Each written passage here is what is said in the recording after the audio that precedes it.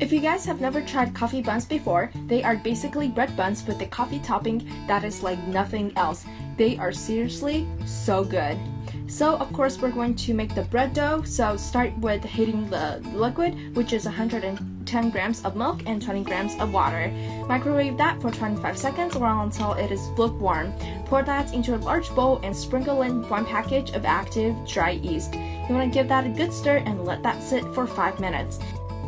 Meanwhile, you want to prepare 240 grams of bread flour and 30 grams of all-purpose flour. After 5 minutes, let's go back to the yeast mixture. You want to add in 2 tablespoons of white granulated sugar, a quarter teaspoon of salt, 1 egg, and 30 grams of melted butter. Mix everything really well together, and then you want to dump in the flour gradually as you mix it with a spoon. This is a new making bread technique I found from a YouTube channel called Jenny Can Cook. For me, I found adding flour gradually makes the dough much more soft and moist because you're able to control how wet or dry your dough needs to be, and adding the flour in small increments will prevent your dough from getting dry. This way, your dough can retain its moisture, and in the end, the result is that your bread will be very soft. Keep adding the flour and mixing well after each addition until the mixture comes together into a dough-like consistency. When it looks just about right, somewhere like this, you can transfer it onto a work surface and start kneading. Here is an additional 1/4 cup of all-purpose flour, and you can use that as you're kneading because the dough will be much stickier than you think. I like to use a scraper as I'm getting the dough together. In total, you'll need to knead 200 turns. Keep adding the flour as you work, but do not add more than that, 1/4 cup of additional flour. So I'm going to show you what I mean by turns. So here you can see I'm kneading it for 1 turn, the 2nd turn, the 3rd turn, 4th turn, and so on. And after 100 turns of turning like this, the dough shouldn't stick anymore. Here I'm at my 100, and after 200 turns, your dough should be nice and elastic and smooth. It should feel soft and not tough or dry. Here I'm doing a little wing dough pain test, but it's not that important as long as your dough is soft and smooth. Now roll the finished dough into a bowl, and here's the cool part. You only have to cover the dough with a bowl and let it sit there for 10 minutes. That's it. After just 10 to 15 minutes, your dough is done and it's ready to go. The dough won't change much, but it might just rise up a bit. And now you want to divide it into 6 equal pieces. Roll each piece into a round ball. Now we're going to fill these buns with some butter on the inside. So cut a small cube of butter. Next, flatten the dough a little bit. Put the butter cube in the center and then close the dough up.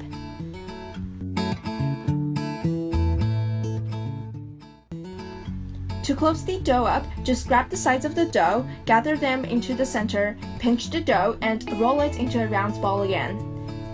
Once you're done with all 6 pieces, place them onto a baking tray with parchment paper and let them rise for 1.5 hours.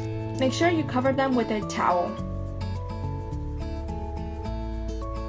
Now let's make the coffee topping. You'll need to dissolve 1 tablespoon of instant espresso powder with a teaspoon of hot water. Next, in a mixing bowl, throw in 50 grams of unsalted softened butter. Mix that just a little bit to soften it up. Then you want to throw in 50 grams of white granulated sugar. Mix that in with a spoon until nice and creamy. Next, add in 1 egg and the instant espresso powder that we just dissolved with water. Whisk that until combined. Next, sift in 50 grams of all-purpose flour and finish whisking until everything comes together. It only takes a couple, like 2 minutes to get everything mixed. And this is the consistency you're looking for. Now is a good time to preheat the oven to 350 degrees Fahrenheit. So after 1.5 hours, you can see this is what the buns look like. They have popped up and doubled in size. Now just transfer the coffee topping into a piping bag, and all you want to do is just pipe it out onto each of the buns. And as you're piping, you want to do it in a slow motion just like this. And what happens when you're baking is that the coffee topping will melt down and cover all of the buns. This is probably the most satisfying part, and they'll make your buns look so cute in the end. You're going to get that coffee topping on the top, the soft and moist bread, and then the inside that melty, buttery, gooey butter. Now bake the buns off at 350 degrees Fahrenheit for 18 to 20 minutes, and you'll be surprised at the smell of coffee and butter and homemade bread in your house. After they're done baking, here's what they look like. You want to just let them cool on a large cooling rack and then you can dig into them. I just love how these look so round and cute. It's just so awesome. And just in case you're wondering, they're the size of my palm, so not too big nor too small. So that's basically it for today. If you guys have never tried coffee buns before, this is definitely a must try.